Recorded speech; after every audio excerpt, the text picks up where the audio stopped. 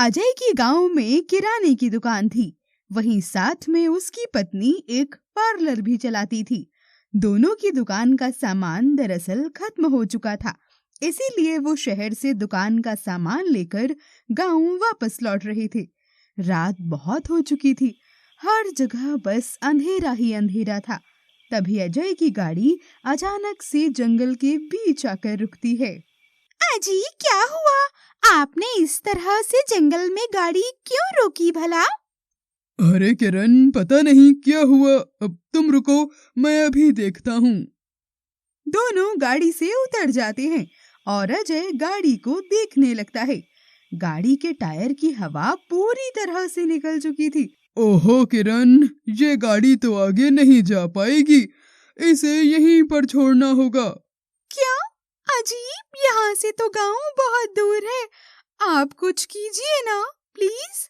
अच्छा ठीक है, तुम यहीं पर रुको, मैं देख कर आता हूँ। कहीं कुछ मिलता है तो ठीक है।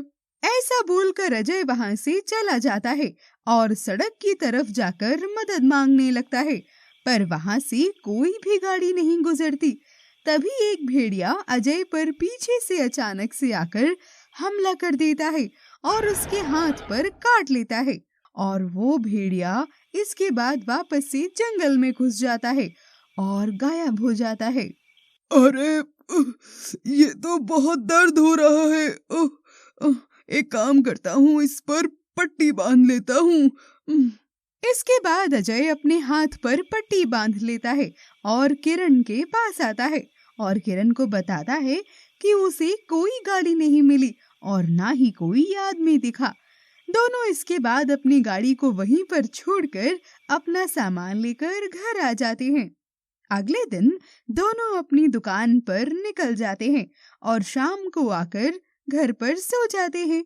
रात को 12 बजते ही अब अजय को अजीब सी बेचैनी होने लगती है, तो वो हवा खाने बाहर आता है। तभी उसके साथ कुछ अजीबोगरीब हरकतें होने लगती हैं। उसकी आंखें मानो लाल हो जाती हैं और नाखून अपने आप बड़े से हो जाते हैं। साथ ही उसके शरीर पर बाल उगने लगते हैं और देखते ही देखते कुछ पलों में वो एक भेड़िए में बदल जाता है।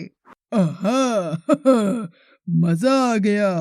आज बहुत दिनों के बाद मैं सुकून से बाहर घूम पाऊंगा और जी भर के भोजन कर पाऊंगा। लेकिन मेरा शिकार है कहाँ? तभी उसकी नजर एक आदमी पर पड़ती है जो सौंच के लिए जा रहा होता है। भेड़िया मौका देखते ही उस पर धावा बोल देता है। चंद मिनटों में ही वो उस आदमी को पूरा खत्म कर देता है। आहा, आज आया ना मजा। बहुत दिनों के बाद ऐसा मजेदार शिकार मिला। बस अब तो हर रोज ऐसा ही शिकार खाने को मिले तो मजा ही आ जाएगा। इसके बाद अजय कुछ समय पश्चात अपने आप ही इंसानी रूप में आ जाता है, पर उसे कुछ भी याद नहीं होता। वहीं अगले दिन उसकी पत्नी अपने मायके चली जाती है, क्योंकि उसकी माँ की तबीयत कुछ ठीक नहीं चल रही थी। उधर अब हर रात यही होने लगा। अजय हर रात भेड़िए में बदल जाता और हर रोज एक आदमी को मारकर खा जाता। धीरे धीरे गांव के लोग गायब होने लगे थे और गांव वालों को अब शक होने लगा था। अरे भैया, कई दिनों से हमारे गांव के लोग लगातार गायब हो रहे हैं, लेकिन पता नहीं कि वो लोग जा कहाँ रहे हैं। अरे इनके परिवार वालों को भी इनके बारे में कुछ पता ही नहीं।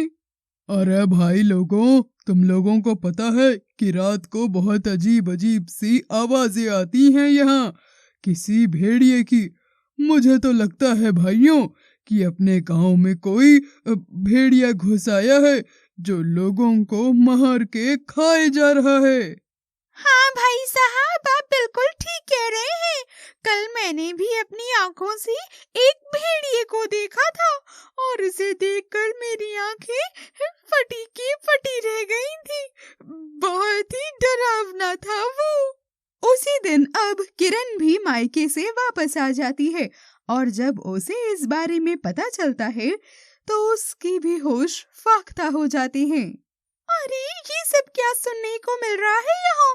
मैं तो यहाँ थी नहीं, इसीलिए पता ही नहीं चल पाया कि यहाँ ये सब चल रहा है।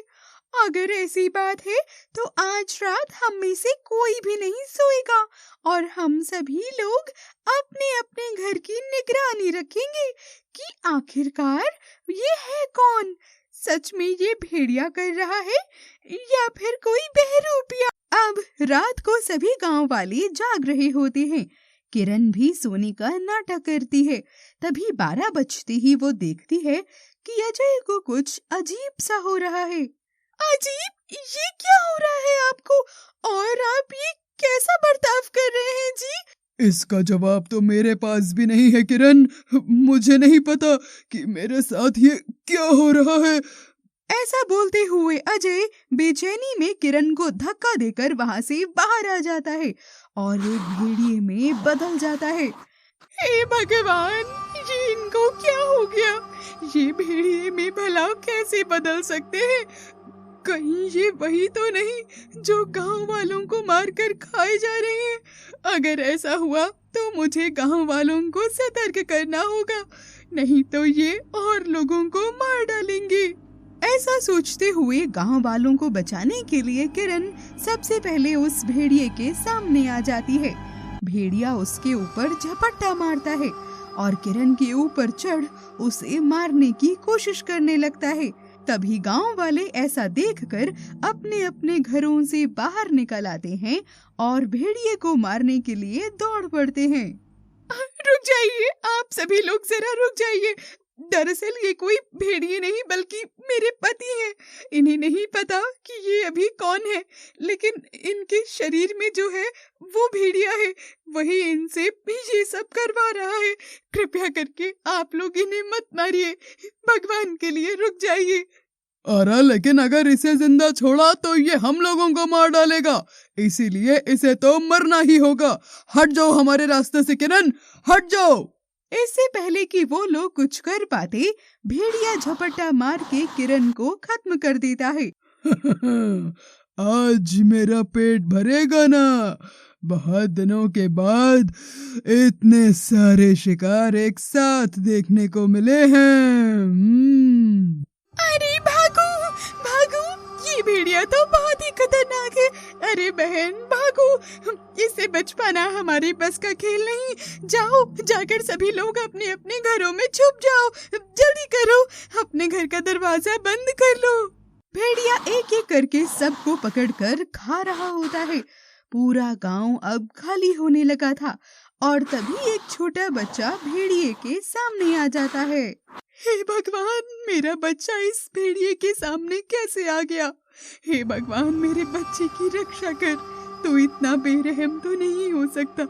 मेरे बच्चे की मदद कर भगवान। इतने में किरण के पार्थिव शरीर पर एक रोशनी पड़ती है और उसकी आत्मा चुड़ैल में बदल जाती है और उस भेड़िए के सामने आकर खड़ी हो जाती है। ए शैतानी भेड़िए, मैंने कहा रुक जा, वरना तेरे साथ अच्छा नहीं होगा। तू मारेगी मुझे? हाँ तू? हाँ दुष्ट भेड़िए, मैं ही मारूंगी तुझे। भगवान ने तेरा खात्मा करने के लिए ही मुझे यहाँ भेजा है। अगर तू रहा तो जमीन से इंसानों का नामो निशान तक मिट जाएगा, जो मैं होने नहीं दूंगी।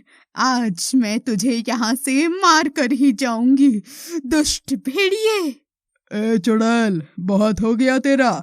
चल अब यहाँ से निकल, वरना तेरे लिए अच्छा नहीं होगा और मैं तुझे भी मार डालूंगा, इन लोगों की तरह, समझी? चुड़ैल के बार बार समझाने पर भी भेड़िया नहीं समझता, तो चुड़ैल अपने नुकीले नाखूनों से उस पर वार करती है और दोनों के बीच में बहुत लड़ाई होती है। गांव वाले उनकी लड़ाई देख रहे थे। किसी को नहीं पता था कि यहाँ पर कौन जीतने वाला है। तभी चुड़ैल भेड़िए को लड़ते लड़ते पहाड़ी पर ले जाती है और वहाँ से उसे धक्का दे देती है। मुझे माफ करना अजय, मेरे सामने बस यही रास्ता बचा था। उस भेड़िए ने तुम पर पूरी तरह से काबू कर लिया था और तुम्हारा जिंदा रहना इन लोगों के लिए खतरनाक था, इसीलिए मुझे तुम्हें मारना पड़ा। हो सके तो मुझे माफ कर देना अजय, माफ कर देना। उस भेड़िए के मरते ही अब चुड़ैल भी तुरंत वहां से गायब हो जाती है और इस तरह उस गांव को उस शैतान भेड़िए से मुक्ति मिल जाती है।